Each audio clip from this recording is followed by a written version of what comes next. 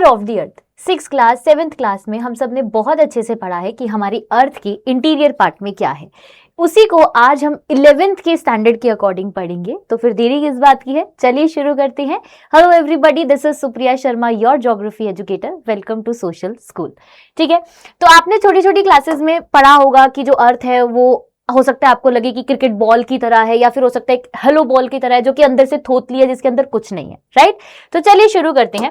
We can physically reach the earth centre. हमें पता है कि हम फिजिकली अर्थ सेंटर तक नहीं जा सकते हैं, बिकॉज आपने कोर के बारे में पढ़ा होगा जो कि इतना ज्यादा गर्म होता है कि वहां तक पहुंचना ही हमारे लिए इम्पॉसिबल है।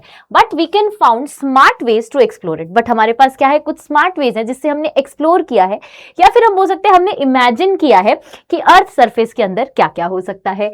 By imagining rocks from the deep mine, हम माइनिंग करते हैं तो हमें पता चलता है कि अंदर से बहुत सारी आपके जो है मटेरियल्स निकलते हैं, बहुत सारे रिसोर्सेज निकलते हैं, मिनरल्स निकलते हैं। मैग्मा फ्रॉम द वॉल्केनोस, जो वॉल्केनोस से मैग्मा निकल रहा है। And data from the drilling projects, जो ड्रिलिंग प्रोजेक्ट्स हमारे होते हैं माइनिंग की तरह ही, जो अंदर एकदम जमीन के अंदर जो हमारे रहते हैं।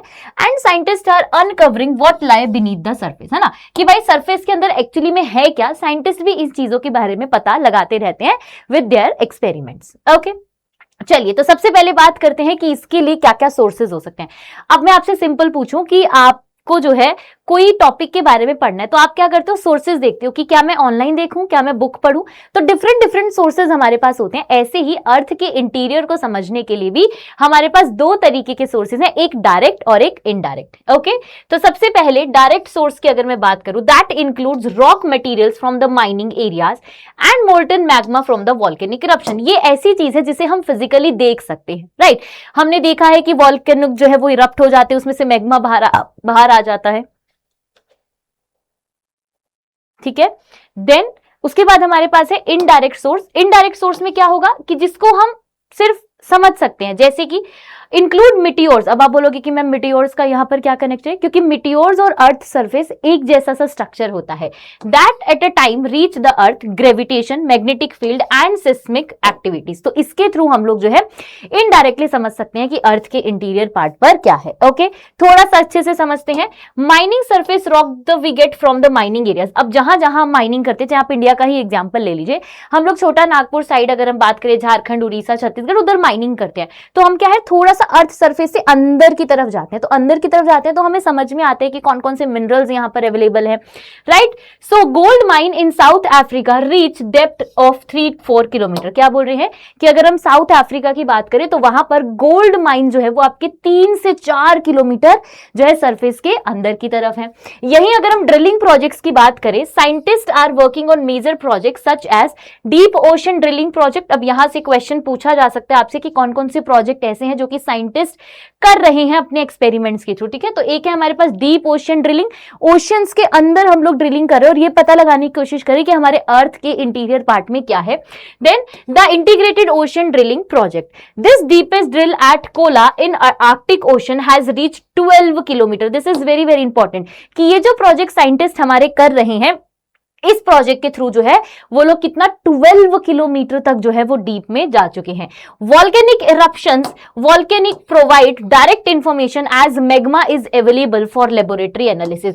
और जब मैग्मा, जो वॉल्केनिक इरप्शन जब होता है तो मैग्मा जो कि अंदर की तरफ होता है, वो मैग्मा जब बाहर आता है लावा की फॉर्म में, तो हम उस लावा को भी अपनी लैब में चेक करके, डिटेक्ट करके ये पता लगा सकते हैं कि ऑलमोस्ट वो कहां से निकला। एग्जैक्ट तो नहीं पता लगा सकते कि वो कितना डेप्थ में था, 6000 किलोमीटर था, 10,000 था, 50,000 क्या था, बट हम उससे ये पता लगा सकते हैं कि हाँ ये जो मैग्मा है ये इंटीरियर पार्ट से बाहर आया है। ओके, यही अगर इनडायरेक्ट सोर्स की बात करेंगे तो temperature and pressure mining reveals that the temperature, pressure, material density increase with depth. Scientist estimate these properties using the total thickness of the अर्थ। अब इससे क्या है, हमें थोड़ा बहुत आइडिया हो जाता है कि हाँ अर्थ इंटीरियर पार्ट पे, अर्थ सरफेस पे तो सब है, इंटीरियर पार्ट पे क्या है, टेम्परेचर है, प्रेशर है, ये सब कुछ ऐसे ऐसे चीजें हैं, फिनोमिना है जो कि हमें बताते हैं कि अर्थ के अंदर जो है वो बहुत हीट हमें देखने को मिलती है, राइट। मिटियोर्स जिसकी बात हम कर रहे थे, provides indirect information as their materials and structures as similar as the earth gravitation। थोड़ी सी साइंस आ गई है, घबरा मत जाना, ठीक है। ग्रेविटेशन की बात हो रही है, हमें पता है ना ग्रेविटेशन होता है पोल्स पर ज्यादा होता है, इक्वेटर पर कम होता है। Gravitation varies with latitude, being greater at the poles and less at the equator gravity. जो मैंने आपको अभी अभी ये चीज यहां पर बताई है ना। और इसी से क्या है, मास ऑफ मटेरियल पर डिफरेंस पड़ता है। जैसे कि मान लीजिए अब जो अर्थ है वो हमारा कंप्लीट स्फीयर तो है नहीं, तो ऐसे पोल्स हैं और इस तरीके से यहां पर है। तो अगर मान लीजिए कि ये कोर है तो यहां से इक्वेटर पर आपको ग्रेविटी जो है, ग्रेविटेशन कम देखने को मिलेगा।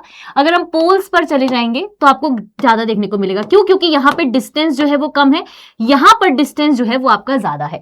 तो इसीलिए पोल्स पर ज्यादा और आपके हम बोल सकते हैं कि इक्वेटर पर कम देखने को मिलता है। तो कहीं ना कहीं ये बताता है कि हाँ, अर्थ के इंटीरियर में मटेरियल्स तो अवेलेबल है।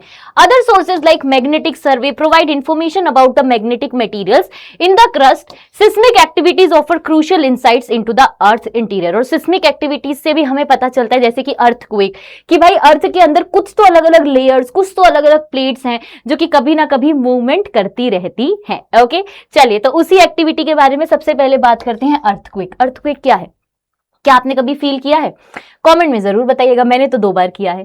ठीक है, तो अर्थक्वेक का मतलब क्या है कि जो हमारे अर्थ के इंटीरियर पार्ट में डिफरेंट डिफरेंट लेयर्स हैं या डिफरेंट डिफरेंट फॉल्ट्स हैं, वो जब मूवमेंट करते हैं, उनके आसपास के जो रॉक्स हैं, उनके आसपास की जो प्लेट्स हैं, जब वो ऑपोजिट साइड में मूवमेंट करती हैं तो अर्थक्वेक जैसी एक्टिविटी हमें देखने को मिलती है और सब हिल जाता है ना। हमारी अर्थ जो है वो इस तरीके से करने लगती है। So it is the shaking of the earth, earth का शेक होना and it's a natural event. It is caused due to the release of energy which generates waves that travel to all direction. अब मान लीजिए कि एक diagram आपकी book में भी दिया गया, मैं यहां पर आपको बताती हूं। फॉर एग्जाम्पल, ये हमारा अर्थ सरफेस है, यहां से इस तरीके से आपके फॉल्ट्स होते हैं। यहां पर क्या हुआ है, ये है जहां से आपके एक्चुअली में अर्थक्वेक शुरू हुआ। इस पार्ट को हम बोलते हैं आपके इस पार्ट को हम बोलते हैं आपके फोकस। ठीक है, और यहां से एक सीधी लाइन अगर हम ऐसे खींच देंगे तो ये जो पार्ट आपका निकल के आता है इसे हम बोलते हैं एपीसेंटर। और एपीसेंटर पे ही आपको सबसे ज्यादा जो है अर्थक्वेक फील होता हुआ नजर आएगा। तो ये डायग्राम आपने छोटी छोटी क्लासेस में देखा होगा, नहीं देखा तो इट्स कंप्लीटली फाइन। मैं आपको यहाँ पर समझा रही हूँ कि कैसे जो है फॉल्ट जो है आपके अलग अलग वो हिलते हैं यहां से, और हिलने के बाद फोकस से जो है इस तरीके से जो है एक प्रेशर की तरह ऊपर टिल जाता है और वो पूरे के पूरे अर्थ को हिला देता है। ओके, अच्छे से समझ लेते हैं किस तरीके से 2 पार्ट है, फोकस या फिर हिपोसेंटर जिसको हम बोलते हैं। नेक्स्ट है एपिक सेंटर, जिसकी बात अभी अभी हमने की। The point where energy release is called focus और हिपोसेंटर। अभी अभी बताया था मैंने हाइपोसेंटर के बारे में और फोकस के बारे में कि जहां से वो एनर्जी रिलीज हुई, जैसे बोलते हैं ना कि बम फट जाना, तो वो बम जहां पर फटा वो पार्ट है आपका focus. Located with in the lithosphere, है ना। लिथोस्फीयर हम जानते हैं कि जो हमारी 200 किलोमीटर के अर्थ सरफेस तक का जो जगह है उसको हम लिथोस्फीयर बोलते हैं, राइट। तो वहां पर जो है ये लोकेटेड होता है। Origin point of earthquake wave, और यहीं से जो है इसका ओरिजिन पॉइंट भी देखने को मिलता है। एपिक सेंटर की बात करेंगे तो above of the focus point, मैंने बोला था ना, यहां पर इस डायग्राम को देखो, एकदम सीधा ऊपर आ जाओगे तो ये आपका एपिक सेंटर है। तो एपिक सेंटर क्या है, फोकस पॉइंट के जस्ट एकदम स्ट्रेट आ जाइएगा, सरफेस पे जब आप आ जाओगे तो उसको हम एपिसेंटर बोलते हैं। The point directly above the focus located on the earth surface, earth के ऊपर है, तभी तो हमें फील होता है अर्थक्वेक, वरना क्यों फील होगा हमें, क्योंकि हम तो सरफेस पर है। Usually experiences the strongest shaking, इसीलिए आप देखो अभी की बात बता रही हूँ, लास्ट ईयर की बात है, इसी टाइम पे दिल्ली में थी मैं, बहुत तेज, मैं सुबह बस ऑफिस के लिए तैयारी हो रही थी और मैं जस्ट सोफे पे बैठी और एकदम से मेरे को ऐसा लगा कि बहुत तेज कुछ शेक कर रहा है एंड एक्चुअली में इट वाज अर्थक्वेक। मैं बाहर निकल कर आई, बहुत सारे लोग बिल्डिंग से एकदम से बाहर आ गए, तो एक्चुअली में पता लगा कि हाँ वो आपका क्या था, वो आपका अर्थक्वेक था। तो इसीलिए जब हम अर्थ सरफेस पर होते हैं तो सबसे ज्यादा आपका जो हम बोल सकते हैं कि जो अर्थक्वेक आपका फील होता है वो आपके एपिसेंटर पर ही होता है। First point two receive the seismic wave, यही है जहां से आपकी सबसे पहले सिस्मिक वेव जो है वो रिसीव की जाती हैं। तभी तो आप देखो जब आपके पास कैलकुलेशन आती है कि इतना जो है स्केल पर हमने जो है मेजर किया और इतना अर्थक्वेक का जो है मेजरमेंट निकला, तो वो वही एपिसेंटर से ही वो कैलकुलेट किया जाता है उस सिस्मिक वेव से। ओके, नेक्स्ट बात करते हैं अर्थक्वेक वेव्स की। वो वेव्स ही तो हैं जो इस तरीके से सब कुछ हिलाती डुलाती रहती हैं। All natural earthquake take place in the lithosphere, जो कि अभी हमने बात की 200 किलोमीटर जो हमारा सरफेस के अंदर तक का पार्ट है, वहीं पर जो है आपको ये देखने को मिलता है। And instrumental general course seismograph एक इंस्ट्रूमेंट है that records the wave reaching to the surface. जो वेव्स आपकी कहां से, फोकस याद है ना, वो सेंटर से सरफेस तक आती हैं, उसको कैलकुलेट करने का काम कौन करता है, सिस्मोग्राफ करता है, जो कि एक आपका इक्विपमेंट है। Then two types of wave, कौन कौन सी, दो तरीके की वेव्स निकलती हैं, एक होती है बॉडी वेव और एक होती है सरफेस वेव। बॉडी वेव का क्या मतलब है, जो कि पूरी की पूरी अर्थ की बॉडी को एकदम शेक कर दे, और सरफेस वेव का अर्थ है जो कि सरफेस पर जो नुकसान हमें देखने को मिलता है, बिल्डिंग टूट जाना, घर का सामान गिर जाना, ये सारे आपके सरफेस वेव में आते हैं। ठीक है, तो एक एक करके सबके बारे में थोड़ा सा डिटेल से पढ़ लेते हैं, क्योंकि क्वेश्चन तो आता ही है। अब जो बॉडी वेव है वो दो तरीके की होती है, कौन कौन सी, एक होती है पी वेव जिसको हम बोलते हैं प्राइमरी, एक होती है एस वेव जिसको हम बोलते हैं secondary. Primary as the name suggest कि जो एकदम से जैसे ही अर्थक्वेक आया वैसे ही शुरू हो जाना उसका, ठीक है, बहुत तेजी से, मतलब बहुत स्पीड से, बहुत फास्टर तरीके से वेव्स जो है वो आपकी चलती है और पैरेलल चलती है। Move fast arrive first at the surface, कि बहुत, जैसे नहीं होता सबको ऐसे मान लो कि 10 लोग हैं रेस में हैं, कौन सबसे पहले पहुंचेगा, तो ये वो पी वेव है जो सबसे पहले पहुंचती है और जीत जाती है, सरफेस पर सबसे पहले पहुंचेगी। Similar to the sound waves and travel through gaseous, liquid and solid material, मतलब किसी भी तरीके का मटेरियल हो। अब ऐसा नहीं कि सिर्फ सॉलिड मटेरियल है तो ही पास करेगी, नहीं, गैसियस हो, लिक्विड हो, सॉलिड मटेरियल, सब में से सबसे तेज पास करके निकलेगी और सरफेस पर पहुंच के नुकसान पहुंचाएगी। Then vibrate parallel to the direction of the wave, जितनी भी वेव्स हैं वो सब पैरेलल, मैंने आपको ऑलरेडी बताया। Create stretching and squeezing the material, ये तो हो गई पी। अब आती है सेकेंडरी वेव। अब सेकेंडरी वेव इनसे थोड़ी सी हल्की है, ये हो गई वो जो बच्चे नहीं होते जो रेस में लगे टॉपर टॉपर टॉपर वाले, ये वो है। अब आते हैं एवरेज स्टूडेंट जैसे क्लास में होते हैं। Arrive at the surface with time lag, मतलब थोड़ा सा टाइम लेते हैं बट पहुंच जाती हैं। Then can travel only the solid material, ये बातें यहां पर इंपॉर्टेंट कि जो एस वेव्स हैं, जो सेकेंडरी वेव्स हैं, वो सिर्फ सॉलिड मटेरियल से ही पास करती हैं, आपके बाकी नहीं करती, जैसे कि पी वेव्स करती हैं। More destruction than the P wave, अब पी वेव इतना नुकसान नहीं पहुंचाती, लेकिन जो ये है जो धीरे धीरे आ रही है, वो बोलते हैं ना कि वो जो थोड़ा थोड़ा थोड़ा थोड़ा जहर देते रहो तो एक दिन सब खत्म, तो ये वो वाली वेव्स हैं कि धीरे धीरे पहुंचेंगी सरफेस पर और आते ही सब कुछ खत्म कर देंगे, एकदम से खराब सबसे ज्यादा। Vibrate perpendicular to the wave direction, perpendicular होती हैं। क्रिएट दो चेस्ट इन द मटेरियल, तो यहां पर आप देख सकते हो, डायग्राम भी आपकी बुक में दिया गया है, आप यहां पर समझ सकते हो कि किस तरीके से, ये देखो पी वेव्स हैं आपकी कितनी तेजी से भाग रही है, देखो चाहे आपके कोर हो चाहे कुछ भी हो, सब जगह से पास कर जा रही है। लेकिन यहां पर आप एस वेव को देखोगे तो यहां पर आपको कंप्लीटली डिफरेंट दिखेगा कि ये देखो यहां से पास नहीं कर रही, कोर वाले से पास नहीं कर रही है ना, लेकिन बाकी आप देखो पी वेव सब जगह से पास कर रही है। और यहां पर ये देखो कुछ शेडो जोन बन जाते हैं, आपके वेव्स के शेडो जोन बन जाते हैं जहां पे आपको कुछ नहीं नजर आता है। लेकिन आप सेकेंडरी वेव में देखोगे तो आपको शेडो जोन बहुत ज्यादा देखने को मिलेगा, इसीलिए जो है ये बहुत ज्यादा डेंजरस होती है। ठीक है, देखो क्या है इनके बारे में भी अभी समझेंगे। ठीक है, ये चीज हमने यहां पर देख ली, राइट। देखिए चलते हैं और थोड़ा सा शेडो एरिया के बारे में समझते हैं, वो चीज वही है जो हमने अभी अभी एक्सप्लेन की है। क्या लिखा है यहां पर देखिए, the emergence of shadow zone, ये क्या है जो अभी अभी मैंने आपको बताया, जहां पर पहुंच ही नहीं पा रही है वेव्स, उस जोन में क्या होता है। The earthquake waves are recorded in seismograph at the distant location except in the specific area shadow zone. Shadow zone में आपकी वेव्स पहुंचती ही नहीं, तो मेजर क्या करेंगे, कुछ नहीं। ठीक है, where waves are not detected, वहां पर वेव्स डिटेक्ट ही नहीं हो पाती हैं। A shadow zone exist between 105 degree to 145 degree from epicentre for both wave type. अब चाहे पी की बात कर लो चाहे एस की बात कर लो, दोनों ही वेव्स में आपका जो जोन है, जो शेडो जोन है, वो 105 डिग्री से लेके 145 डिग्री तक होता है, जैसा कि आप इस डायग्राम में भी यहां पर समझ सकते हैं। Okay, then S waves are completely absent beyond 105 from the epicentre. हमने देखा था ना अभी यहां पर कि देखो आप इस डायग्राम में ध्यान से देखो कि 105 में देखो पूरा का पूरा ही गायब है, लेकिन यहां पर अगर आप देखोगे तो फिर भी 145 डिग्री पे थोड़ा बहुत आपको जो 145 पे आपको पी वेव्स दिख रहे हैं, बट एस वेव तो आप देखो पूरी की पूरी गायब हमें यहां पर देखने को मिल रही है। Then S wave shadow zone are larger than P wave, of course. P wave shadow zone from a band between 105, ये हमने पढ़ा अभी अभी डायग्राम से देखा। This pattern help scientist map earth internal structure, और इसी की मदद से, इसी मैप, ये जो मैप बन के आता है हमारे सामने, इसी मैप की मदद से साइंटिस्ट जो है वो और बेहतर तरीके से अर्थ के इंटीरियर पार्ट को समझ पाते हैं, स्ट्रक्चर को समझ पाते हैं। ठीक है, नेक्स्ट आते हैं अब हमारे पास टाइप्स ऑफ अर्थक्वेक। कितने तरीके के, क्या एक ही, आप तो बोलोगे मैम हमने तो एक ही तरीके का देखा, नहीं, अर्थक्वेक्स बहुत टाइप के होते हैं। जब हम छोटी क्लास में थे तो हमें लगता है कि सिर्फ एक ही तरीके का होता होगा, बट अब हम 11th में आ चुके हैं तो हमें उस स्टैंडर्ड के अकॉर्डिंग ये समझना होगा। सबसे पहले है टेक्टोनिक अर्थक्वेक, सिंपल समझिए, जो टेक्टोनिक प्लेट्स हमारी होती हैं, द मोस्ट कॉमन वन, मतलब जो सबसे ज्यादा आपने देखा होगा या फील नहीं किया, सुना भी होगा, वो आपका क्या है, अर्थक्वेक, आपका टेक्टोनिक अर्थक्वेक है, generated due to sliding of rocks along fault plane. जो फोल्ट मैंने आपको बना के दिखाया था डायग्राम में, उस फोल्ट प्लेन के ऑपोजिट डायरेक्शन में जब रॉक्स हिलने शुरू कर देते हैं तो आपके क्या है, ये वाला टेक्टोनिक प्लेट्स वाला अर्थक्वेक आता है। सेकंड है हमारे पास वॉल्केनिक अर्थक्वेक। वॉल्केनिक अर्थक्वेक जो कि वॉल्केनो के इरप्ट होने से जब आपकी प्लेट्स हिलती हैं, आपका सरफेस जो है वो शेक करता है, तो आपका है। A special class of tectonic earthquakes confined to area of the active volcanoes, है ना, जहां पर एक्टिव वॉल्केनोज होंगे वहां पर आपको अक्सर वॉल्केनिक अर्थक्वेक देखने को मिलेगा। देन आता है हमारे पास कोलैप्स अर्थक्वेक। कोलैप्स क्या होता है, in area of intense mining activity, जहां पर बहुत ज्यादा माइनिंग, जैसे हमारे इंडिया में छोटा नागपुर प्लेटू है, वहां पर भी बहुत ज्यादा माइनिंग एक्टिविटीज होती हैं।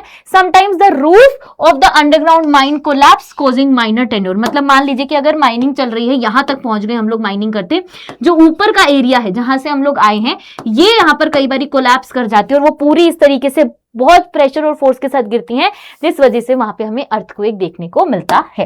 नेक्स्ट आता है हमारे पास एक्सप्लोजन अर्थक्वेक। क्या मैम, क्या फट गया, कोई बॉम्ब फट रहा है, एक्सप्लोजन हो रहा है? Yes, ground shaking that occur due to the explosion of chemical and nuclear devices. जब केमिकल और न्यूक्लियर डिवाइसेस आपके एक्सप्लोजन कर देंगे तो आपका एक्सप्लोजन अर्थक्वेक आ जाएगा।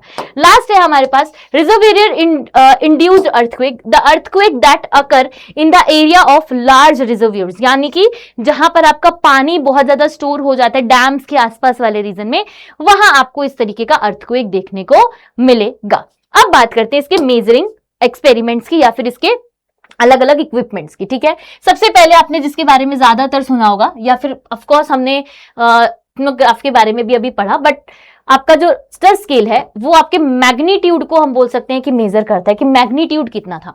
दूसरा होता है हमारे पास mercury scale that measure the intensity. Okay, तो measure the magnitude energy release express in the absolute from 0 to 10। जब आप न्यूज में या कहीं सुनते हो कि अर्थक्वेक आया, मान लो कि 4 ऐसे नंबर अगर लिखा है 4.0 या 4.2, समझ जाना कि वो आपके रिक्टर स्केल पर जो है कैलकुलेट किया गया था, वो मैग्नीट्यूड आपको बताया गया है। जितना भी हम बोल सकते हैं कि each number represent 10 times more energy than the previous, और हर बारी जब भी नंबर बढ़ेगा तो वो 10 गुना उससे ज्यादा है।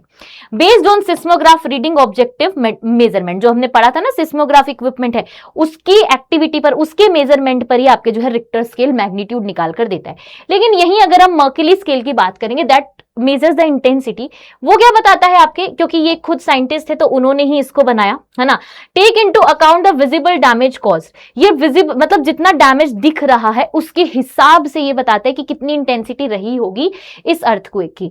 रेंजेस क्या है इसकी, 1 से लेके 12 तक इसकी रेंजेस है, based on observed effect and subjective measurement. Subjective होगी तो समझ जाइए, जो नजर में होगा सिर्फ वही देखने को मिलेगा, जो नजर में आया ही नहीं वो कैलकुलेट होगा ही नहीं। ओके, चलिए अब अफेक्ट्स की बात करते हैं। आप खुद ही सोच लीजिए ना, अगर अर्थक्वेक आया है तो आपने, अगर बहुत डेंजरस मैग्नीट्यूड उसका रहा हो, इंटेंसिटी बहुत डेंजरस रही हो, तो आपने देखा होगा बिल्डिंग्स गिर जाती हैं और लोग जो है बाहर आ जाते हैं, लिटरली लोगों की मौत भी हो जाती है। क्यों? क्योंकि इतना टाइम नहीं मिल पाता कई बार कि वो बाहर निकल सके, है ना, तो वो बिल्डिंग के नीचे दब जाना। तो इसी तरीके से earthquake is a natural hazard, the following are the immediate hazardous effect. कैसे कि ग्राउंड इफेक्ट की अगर बात करेंगे तो इसमें सबसे पहले है ग्राउंड शेकिंग, आपका इस तरीके से ग्राउंड जो है वो शेक करने लगता है, ये आपने सबसे ज्यादा फील किया होगा। देन डिफरेंशियल ग्राउंड सेटलमेंट, अलग अलग आपके देखो गैप बन जाते, तरेड़े आ जाती हैं बीच में। Then land and mud slide, land और मड स्लाइड आपको जो देखने को मिलता है उसमें एक बहुत बड़ा रीजन होता है पीछे अर्थक्वेक का। सॉइल लिक्विफिकेशन का क्या मतलब है सॉइल का, अब सॉइल जो है वो इतनी सॉलिडिफाई है, मतलब वो इतनी ज्यादा पार्टिकल्स उसके ऐसे पूरे जो है बहुत मतलब ऐसे चिपके हुए हैं, बट जब अर्थक्वेक आता है तो सब जो है ऐसे धीरे धीरे अलग होता है, तो उसकी वजह से सॉइल का जो है हम बोल सकते हैं कि तो जाना।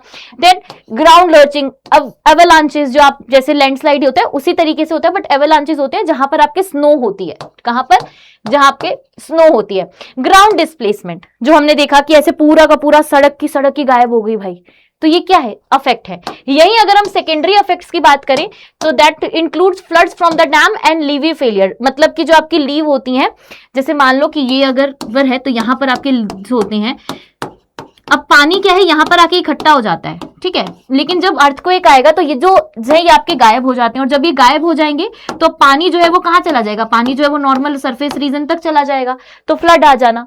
ठीक है। फायर है आपकी, स्ट्रक्चरल कोलैप्स है, फॉलिंग ऑब्जेक्ट्स एंड सुनामी। तो आपने जापान में जब आया था, नेपाल में जब आया था, तो आपने इसके बारे में छोटी छोटी क्लासेस में इंग्लिश में एक चैप्टर होता था, अगर कभी आपने पढ़ा हो तो आप इन चीजों को और बेहतर तरीके से यहां पर रिलेट कर सकते हैं। देखिए, दो the actual quick activity last for few seconds, ये बस कुछ सेकेंड्स के लिए होता है, but it affects the devastating provided the magnitude of the quick of more than 5 on the Richter scale. अगर 5 से ज्यादा है ना रिक्टर स्केल पर मैग्नीट्यूड, तो समझ जाओ कि भाई बर्बादी है, बर्बादी है बस। ओके, तो डिपेंडिंग अपॉन द मैग्नीट्यूड। अब बात करते हैं अर्थ के स्ट्रक्चर की, जो हमने ऑलरेडी छोटी क्लासेस में पढ़ा है, बस उसी का एक छोटा सा एडवांस लेवल पढ़ना है। आपने अगर कभी ध्यान से 7th क्लास में चैप्टर पढ़ा हो इंटीरियर ऑफ द अर्थ, तो उसमें हमें ये बताया गया था कि अर्थ जो है वो मेनली 3 या 4 कंपोनेंट से बनी है, जिसमें सबसे पहले आता है आपका द क्रस्ट, मतलब जो सबसे अपर मोस्ट लेयर हमारी होती है उसको हम बोलते हैं यहां पर क्रस्ट। ठीक है। देखिए, the outermost solid part, outermost solid part है, brittle in nature. Oceanic crust जो है वो आपके हम बोल सकते हैं कि 5 किलोमीटर तक की उसकी थिकनेस दिखती है अप्रोक्सीमेटली। कॉन्टिनेंटल क्रस्ट की थिकनेस जो है वो अप्रोक्सीमेटली 30 किलोमीटर दिखती है। Up to 70 kilometre thick the Himalayan region, जो हिमालयन रीजन है बस वही जो है आपके 70 किलोमीटर थिक है, क्योंकि वो रेंजेस हैं और ज्यादा ऊपर हैं। उसके बाद पार्ट आता है मेंटल का, मतलब जो नेक्स्ट लेयर आती है वो आती है मेंटल। मेंटल जो है, जब क्रस्ट से मेंटल तक हम पहुंचते तो एक बीच में एक लेयर आती है जिसको बोलते हैं हम लोग मोहर डिस्कंटिन्यूटी टू 2900 किलोमीटर डेप्थ। वहां से लेके 2900 किलोमीटर तक आपके जो है मेंटल हमें देखने को मिलता है। अपर पोर्शन में आपको एस्थेनोस्फीयर मिलता है, जो कि बहुत ज्यादा वीक है, इसीलिए कभी कभी जब वॉल्केनिक इरप्ट होता है तो वो एस्थेनोस्फीयर को क्रॉस करके आगे निकल जाता है, मतलब बाहर निकल आता है। Main source of magma for volcanic eruption, यहीं से आपका मेन सोर्स है जो वॉल्केनिक इरप्शन होता है, जो मैंने अभी अभी बताया। हायर डेंसिटी जो है आपकी क्रस्ट से ज्यादा हायर डेंसिटी यहां पर मिलती है। And lower mental is in the solid state, जो लोअर मेंटल है वो आपका सॉलिड स्टेट पर है। ओके, नेक्स्ट आता है फिर पार्ट हमारे पास कोर। कोर में हमारे पास आउटर और इनर कोर होता है। Okay, core mantle boundary eight depth of 2900 kilometre. अब ऑफ कोर्स 2900 किलोमीटर तक अगर मेंटल है तो उसके बाद ही आएगा। उसमें आपका आउटर कोर जो है वो लिक्विड स्टेट होता है, इनर कोर जो है वो सॉलिड स्टेट होता है। Made up of heavy materials निकल एंड आयरन, इसीलिए हम इसको क्या बोल देते हैं, NiFe। Ni मतलब निकल का और आयरन का आपका Fe, दैट्स व्हाई NiFe जो है हम इसको वो लेयर को यहां पर बोल देते हैं। अब इस डायग्राम को देखिए, डायग्राम आपकी बुक का ही डायग्राम है। अगर आप ध्यान से देखेंगे तो ये वाला पार्ट हो गया क्रस्ट, 0 से 100 जो है आपकी सेंटीमीटर सॉरी किलोमीटर तक। देन आपकी ये देखो यहां पर आई आपकी ये वाली लेयर। ठीक है, फिर यहां से शुरू होती है आपकी मेंटल। ये जो बीच में आपको लेयर दिख रही है ये है आपकी वही मोहो जिसके बारे में हमने बात की थी। फिर एस्थेनोस्फीयर जो कि बहुत ज्यादा वीक है ना, यहीं से वॉल्केनिक इरप्शन होता है। फिर यहां तक 29 किलोमीटर तक आपको मिलता है पूरा का पूरा हमारा मेंटल। और मेंटल के बाद आता है लिक्विड स्टेट यानी कि आउटर कोर, ठीक है, सॉलिड स्टेट यानी कि इनर कोर। तो ये स्ट्रक्चर आपकी बुक में भी दिया गया है, आप एक बार इसको जरूर देख लीजिएगा। अब बात करते हैं नेक्स्ट एक्टिविटी, यानी कि और क्या क्या हमारी अर्थ सरफेस पे देखने को मिलता है, जिसमें से है volcano. Volcano and volcanic landforms. तो वॉल्केनो की वजह से लैंडफॉर्म बनते हैं, ये तो हमने मैम पढ़ा ही नहीं, पढ़ा है आपने, आपको ध्यान नहीं है। ठीक है, देखिए, a volcano is a place where gases, ashes and molten rock material lava escape to the ground. जब अर्थ के इंटीरियर पार्ट से, अर्थ के अंदर वाले पार्ट से इस तरीके से मैग्मा बाहर निकलता है, तो जब वो मैग्मा बाहर निकल के आता है तो हम उसको लावा बोलते हैं। अंदर जब वो रहता है तो वो मैग्मा की फॉर्म में होता है, और जब वो बाहर निकलता है तो उसके साथ बहुत सारे हम बोल सकते हैं कि एलिमेंट्स, बहुत सारी हार्मफुल गैसेस बाहर निकलती हैं, और उसी से कहीं ना कहीं कुछ लैंडफॉर्म्स हमने क्रिएट किए हैं। हमने नहीं किए, ऑलरेडी नेचर ने किए हैं। ठीक है, तो की वॉल्केनिक टर्म की अगर बात करें, an active volcano releases material in the recent past. जो एक्टिव होते हैं मतलब वो हाल फिलहाल में कभी ना कभी वहां से लावा जो है वो बाहर आया होगा, है ना, और इस तरीके की एक्टिविटी हमें मिली। द एस्थेनोस्फीयर जो अभी हमने बात की थी, weaker zone in the mental. Mental का जो वीकर जोन है एस्थेनोस्फीयर, वो इतना वीक है कि वहां से बहुत तेज अगर प्रेशर से, आप सोचो मैग्मा कितना गर्म होता है, वो इस तेजी में बाहर निकलता है कि वो एस्थेनोस्फीयर को ऐसे पूरा फाड़ देता है। Material in the upper mantle is called magma, जो मैंने अभी अभी बताया। जैसे मान लीजिए कि ये अगर मैग्मा है, ठीक है, ये यहां से ऐसे कंटिन्यू कंटिन्यू कंटिन्यू कंटिन्यू जा रहा है, और इस तरीके से जब बाहर निकलता है, इस तरीके से जब ये बाहर निकलेगा ठीक है। तो जब ये बाहर निकलता है और ठंडा हो जाता है तो ये लावा बनता है, जिससे आपकी इग्निशियस रॉक बनी है, जो सबसे पुरानी हमारी रॉक है, प्राइमरी रॉक है। याद आ रहा होगा, छोटी क्लासेस में पढ़ा है। Once magma moves towards and reaches the surface it's called lava. मैंने आपको बताया यहां जब आ रहा है तो लावा, अंदर जब है तो हम इसको मैग्मा बोलते हैं। वॉल्केनिक मटेरियल्स में क्या क्या हो जाएगा, एक तो लावा फ्लो करता है ना, पायरोक्लास्टिक ब्रिज, वॉल्केनिक बॉम्ब, आपके ऐश एंड डस्ट, और बहुत सारी ऐसी गैसेस जो है वो निकलती हैं साथ में, जो कि बहुत ज्यादा हार्मफुल देखने को मिलती है। ठीक है, चलिए जी, तो टाइप्स ऑफ वॉल्केनो की बात कर लेते हैं, कौन कौन से वॉल्केनो बनते हैं, एक एक पिक्चर के बारे में अच्छे से समझते हैं। सबसे पहले आता है शील्ड वॉल्केनोज। शील्ड वॉल्केनो का क्या मतलब है, ये ऐसे वॉल्केनोज हैं जो कि आपके अक्सर, मतलब सबसे ज्यादा अगर मैं बात करूं तो आपको शील्ड वॉल्केनोज ही देखने को मिलेंगे।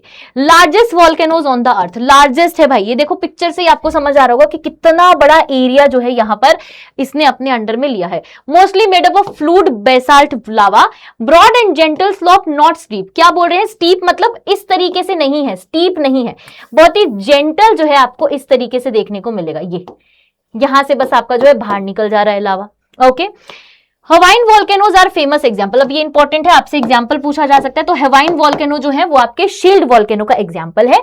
Usually have low explosivity, become explosive if water enters the wind, lava erupts like fountain and may form their cones. आप देखो यहां से जब लावा निकलेगा, आई थिंक ये वाला कलर दिख जाएगा, जब ऐसे लावा निकलेगा तो फाउंटेन के तरीके से निकलता है, जैसे फाउंटेन आपने देखा हो, फुव्वारा जिसको हम बोलते हैं, तो इस तरीके से निकलता है और सेटल डाउन यहां पर हो जाता है। ठीक है, ये तो हो गया शील्ड। अब आते हैं आपके पास दूसरा type, that is composite volcanoes. Composite volcanoes की एक जो मैं बोल सकती हूँ कि सबसे अच्छी कैरेक्टरिस्टिक है वो ये है कि इसके अंदर से जो भी आइटम निकल रहा है वो सब यहीं आसपास ही, देखो आप इस पिक्चर में अगर ध्यान से तो देखो सब यहीं इकट्ठा हो गया, सब आसपास ही गिर जाता है। Okay, so erupt cooler and more विशियस लावा देन बेसाल्ट, मतलब जो पहले था उससे ज्यादा विशियस है।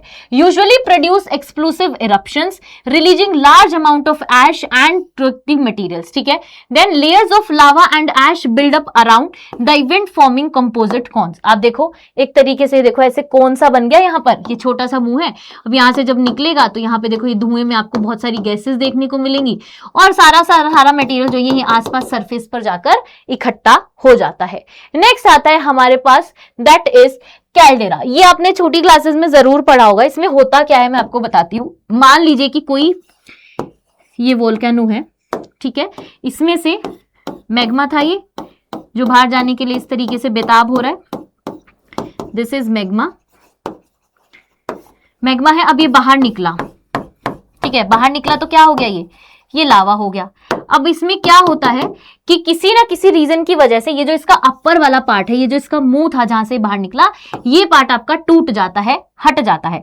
तो जब वो इस तरीके से यहां पर एक इस तरीके से बन जाता है ये पार्ट, इसको हम बोलते हैं आपके कैल्डेरा जो है वॉल्केनिक। देखो most explosive volcano on the earth, मतलब सबसे ज्यादा एक्सप्लोसिव यही है। Often collapse after eruption instead the forming tall mountain. और जब इससे मैग्मा बाहर निकलता है लावा की फॉर्म में तो इतनी भयंकर तरीके से निकलता है कि आप देखो माउंटेन्स जो है वो आपके बनते हैं। तो अक्सर जो आपने माउंटेन्स देखे हैं वो आपके किसकी वॉल्केनो की वजह से बने हैं, कैल्डेरा की वजह से बने हैं। The collapse disruption is called caldera, indicate the presence of large and nearby magma chamber. तो क्या होता है, इसका ऊपर वाला पार्ट टूट जाता है बारिश की वजह से, और यहाँ पे फिर बाद में देखो पानी भी भर जाता है। तो जब ये एक्टिव नहीं रहता तो ये शांति से सो जाता है। ओके, नेक्स्ट चलते हैं। नेक्स्ट आता है हमारे पास फ्लड बेसॉल्ट प्रोमिनेंस, यानी कि एक फ्लड की तरीके से मैग्मा जो है वो बह के ऐसे जा रहा है। तो अक्सर जो प्लेटू बने, जैसे इंडिया में भी अगर मैं बात करूं डक्कन प्लेटू की, तो वो भी आपका इसी वॉल्केनो की वजह से बना है। Erupt highly fluid basalt lava that spread over long distance, मतलब लंबे, देखो आप यहां से देखो चलता ही जा रहा है, चलता ही जा रहा है, चलता ही जा रहा है, चलता ही जा रहा है, ऐसे। Okay, lava forms cover the thousands of square kilometre and become very thick, और फिर धीरे धीरे क्या है, थिक बनने लग जाता है जैसे जैसे कूल डाउन होता है। इंडिविजुअली लावा फ्लो में extend from 100 kilometres. For example Deccan trap of India covering much of the Maharashtra प्लेटू। याद करो भाई अपना मैप, यहाँ पे बना देती हूँ थोड़ा सा समझने के लिए। तो ये जो आपका पार्ट है जिसमें महाराष्ट्र वाला पार्ट भी है, ये डक्कन प्लेटू जो है हमारा पूरा का पूरा डक्कन ट्रैप, ये आपका इसी वॉल्केनो इरप्शन की वजह से बना है ना। जब वॉल्केनो यहाँ पे इरप्ट हुआ होगा तो चलते चलते चलते चलते हजारों किलोमीटर तक ये पहुंचा, और किलोमीटर के बाद इसकी थिकनेस जो है वो बढ़ती चली गई और यहाँ पर जो है प्लेटू लाइक स्ट्रक्चर बन गया। ठीक है, नेक्स्ट आता है हमारे पास मिड ओशन रिज वॉल्केनो। ये देखो ओशन के बीच में से, अब ये देखो यहां पर दिख रहा होगा आपको, तो ये देखो ये है मैग्मा, ये कैसे देखो यहां से बाहर निकल रहा है एक पूरे इस लेन से, इस तरीके से, है ना। तो found in oceanic region along mid ocean ridge, मतलब ओशन के बीच वाले पार्ट पर। These stretch for 70,000 kilometre across ocean basins. Frequent volcanic eruption occur on the central region, मतलब जो फ्रीक्वेंट होता रहता है, जल्दी जल्दी ऐसे होता रहता है। नेक्स्ट हमारे पास आता है वॉल्केनिक लैंडफॉर्म। किस तरीके का लैंडफॉर्म हमारे पास बन के आया, ये तो हमने देखे टाइप्स ऑफ वॉल्केनो। अब लैंडफॉर्म क्या बनाया, इंट्रूसिव का मतलब है जो आपके अंदर वाले पार्ट हैं उसमें से बहुत सारे आपके अलग अलग लैंडफॉर्म्स बनते हैं। When magma cools below the earth surface it form intrusive igneous rock. आपने अगर देखा हो, आपने छोटी क्लास में याद हो जब मैंने बोला था अभी इग्निशियस रॉक के बारे में कि क्या होता है जब मैग्मा, खुद मैग्मा कब होता है जब अंदर की तरफ है, तो मैग्मा जब अंदर की तरफ ही कूल डाउन हो जा रहा है तो उससे आपका जो है इग्निशियस रॉक बनता है, और उसी से बहुत अलग अलग स्ट्रक्चर्स बनते हुए हमें अर्थ के इंटीरियर पार्ट पर देखने को मिलते हैं।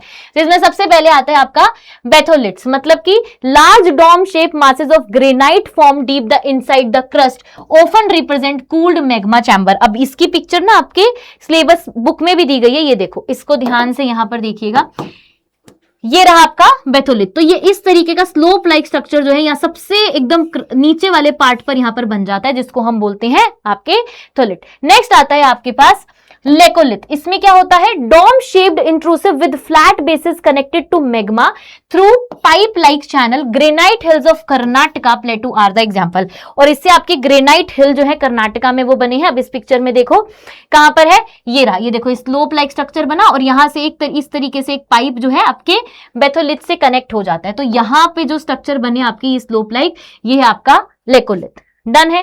नेक्स्ट आता है हमारे पास लोपोलिथ। लोपोलिथ क्या है, when lava develops into saucer shape concave to the sky body it called lopolith. ठीक है। देन आता है हमारे पास टोलिक, a wave masses intrusive rock found at the base of lick और the top of anticline in the folded igneous country, these are called टोलिटिक। तो आप अगर इस स्ट्रक्चर को ध्यान से देखोगे तो आपको सब जो है वो यहीं पर देखने को मिल जाएगा, है ना। ये देखो सबसे नीचे वाला पार्ट, फिर उससे ऊपर नीचे वाला पार्ट, फिर आपकी सिल बनी, फिर आपकी स्टॉक बनी, फिर आपका डाइक जो सबसे एंड का पार्ट है।